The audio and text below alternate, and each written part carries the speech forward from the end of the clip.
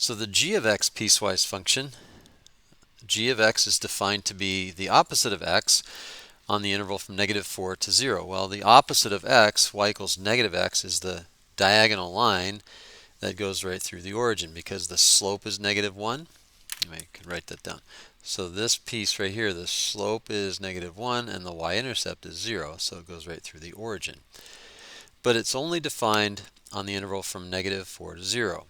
So that means if x is equal to 0, g of x has to be 0. But if x happened to be -4, the opposite of -4 is 4, but we have to make sure we're careful because x is not allowed to be -4. So we have to put an open circle there, and then we would connect those dots with a straight line, and that straight line has the equation y equals -x. Then on the interval from 0 to 3, the y coordinates are always 4. So an open circle at 4, 1, 2, 3, another open circle at 4. Sorry, when x is equal to +3, we have the endpoint of the second piece, an open circle endpoint, open circles because x can't be equal to 0 and x can't be equal to 3 for that piece. X is, however, equal to, g of x is equal to x when x is greater than or equal to 3. So if x is equal to 3, we know that the y coordinate is 3, so we go up over 3 and up 3 to get the endpoint of that third, the third piece. And the third piece is defined to be y equals x, which is the diagonal line that goes through the origin as well, but has a positive slope of 1 actually. So that would go up in that direction. So when x is greater than or equal to 3, y takes on the values of x. X is in between -4 and 0. Y takes on, or g of x takes on the values of -x. And in between 0 and 3, the y coordinates are always 4. So let's take a look at the problems down here below. G of 25. Well, g of 25, since 25 is greater than or equal to 3, we will use this third piece. And if x is 25, it says g of 25 happens to be 25.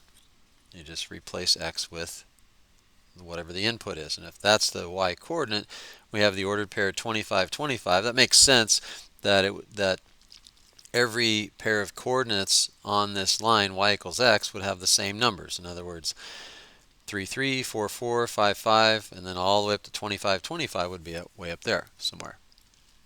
And then for problem number 5, g of -4. Okay, so remember, if we put in an x that's not a part of the domain, which we can see, -4, x can't equal -4 in any one of these three pieces, and so since we're not allowed to plug in -4, we don't get an output, so basically g of 4 is not defined. It's undefined, or it does not exist for the g of x that we defined here to be these three pieces, but only if x is greater than -4. So any values to the left of -4, if the inputs or x are less than or equal to -4, there's no graph. We didn't graph any piece of the function because the function doesn't exist anywhere to the left of or equal to -4.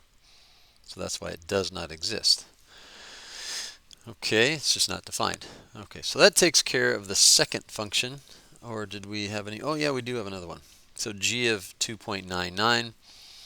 And 2.99, if you look at the graph, you could see anything to the left of 3 or just to the left of 3, you go up to the second piece, and the second piece has y values of 4. And we could also find that value of 4 if we compare our input. So if our x, since our x is 2.99, that number is in between 0 and 3, so therefore the y coordinate would be 4. The y value of the function would be 4 when x is equal to 2.99.